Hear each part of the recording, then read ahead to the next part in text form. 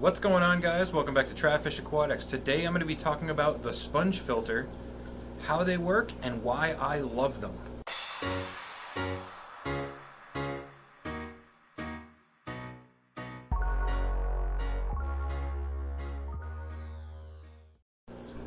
Alright guys, so the sponge filter, right? I'm sure a lot of you guys have heard about the sponge filter. I know a lot of people are skeptical when it comes to sponge filters. A lot of people don't think they actually work, and I am a huge proponent of the sponge filter, right? Because they do work as long as you set them up properly. They're very cheap.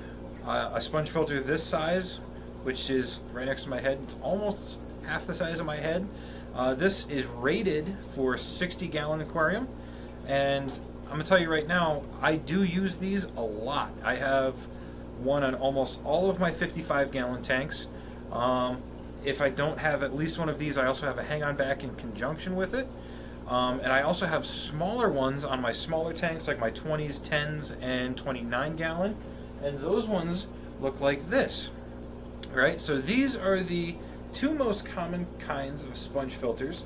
So what I'm going to do is I'm going to break them down, take them apart, and show you guys how they work, right? So you get a better understanding of how the sponge filter actually works, how they filter your aquarium, and why these things are amazing for the price.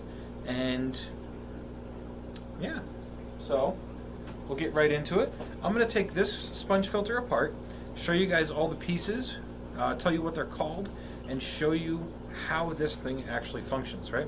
So in a hole, this is your sponge filter, right? So everything pretty much comes apart.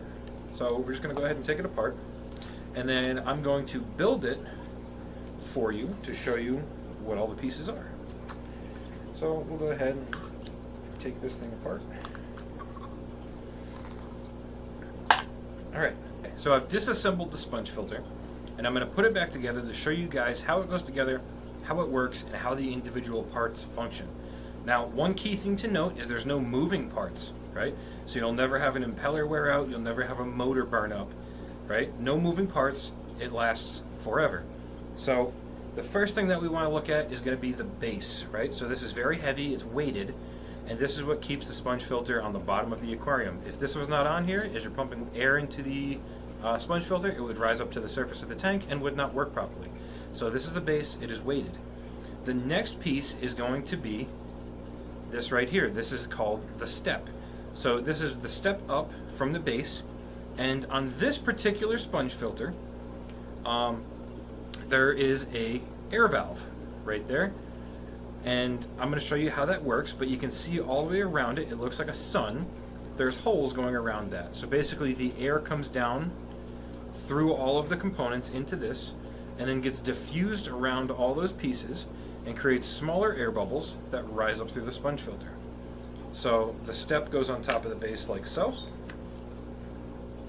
and there's your step. The next part is going to be these. These are called your strainers, right?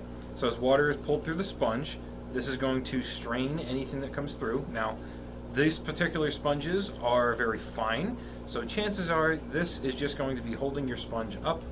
Now, on these particular strainers, they have hard air lines inside of them. I don't know if you can see that. There we go.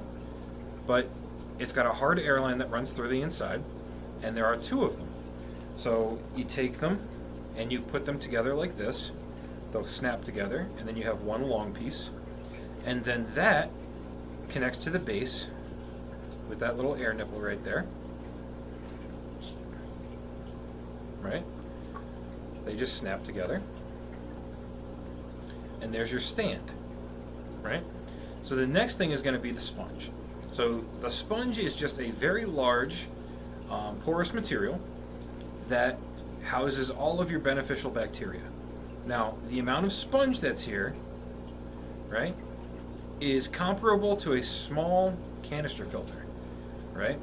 So this has, for example, probably just about as much biological filtration capability anyway as a AquaClear 70, right? It's about the same amount of sponge. There's actually probably a little bit more here, But if you were to compare this to like a Penguin 350 from Marineland, this has way more biological capabilities than that one would. So that's why I like these, because of the large amount of biological filtration capabilities. So you take your stand and the sponge just slides right down on top of it like so. The next part is going to be the bullseye. Now, the bullseye, they call it that because if you look in it, it does kind of have like a crosshair, right? And then the hole in the middle kind of looks like a bullseye. So this attaches to the top of the stand, like so. Now, you'll notice that the air line that would connect right here has a hard line that goes all the way through down to the base plate, right?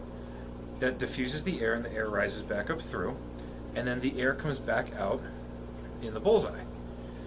Now, what's going to happen next is you have your lift tube, you attach an air line here, and you install your lift tube, and the air is going to flow down through the lift tube, through the sponge, back out the bottom on that little plate that's diffusing it, and it's going to rise back up out of that tube. Now, as the air is rising back up out of here, water is getting drawn in through the sponge and lifted up through this tube with the air, right? It's called an airlift. So what that's going to do is all of the debris and particulate that's in your water is going to get sucked into the sponge. The sponge is going to hold on to that, and it is going to break that down, biologically filtrate your entire fish tank, and it's also going to be creating water movement, right?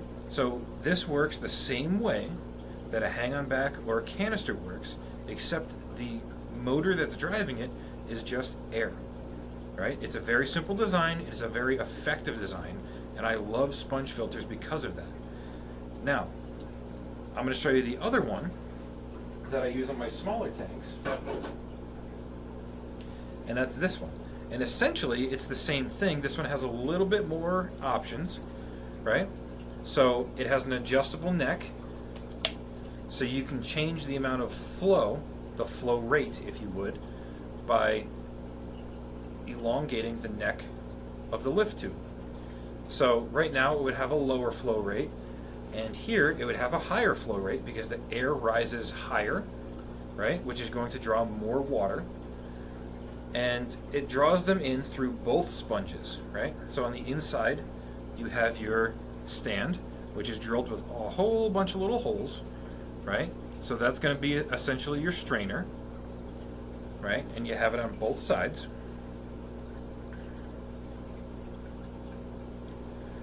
And then right here is where the airline connects. So the air comes in here and lifts up through the tube and out, right? And this is where the air comes out. Now this one actually forces the air out this way, as opposed to just going straight up. So this one actually creates a current outward instead of just upward. So this one is actually more prone to creating a good circulation.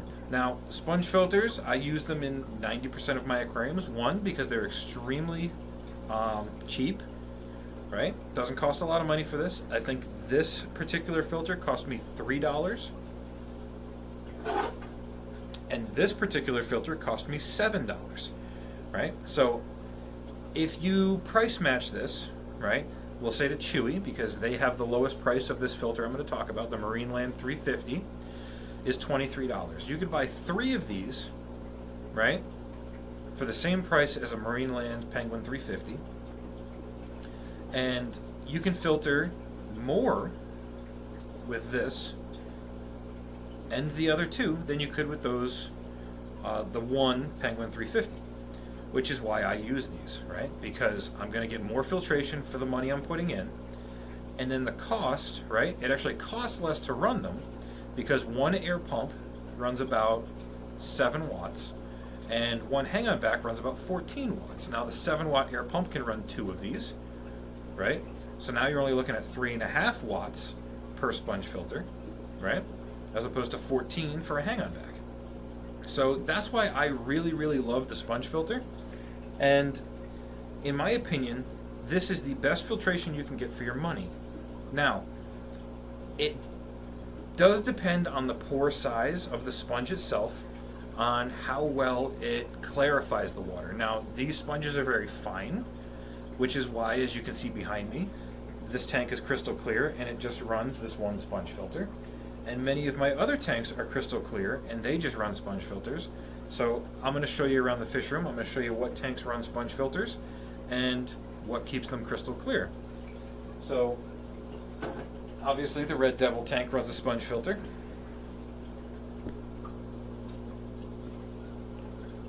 This 20-gallon tank right here just runs a sponge filter. That 29 right there just runs a sponge filter. And that 55 right there just runs a sponge filter. Right? And all of that water is crystal clear.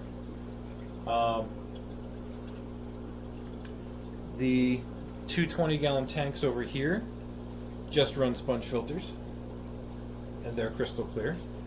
Now, on the larger tanks, this 55 I have running a small sponge filter and a hang-on back. And this 55 down here I have running a hang-on back and a sponge filter. And the 75-gallon that's currently housing my natives up here is running one small hang-on back. Well, it's not a small hang-on back, it's a medium-sized one. And two sponge filters, and that water's crystal clear. Now, if I wanted to run canister filters and hang-on backs, it would cost me a ton of money. Sponge filters are a great way to save money and get the same amount of filtration.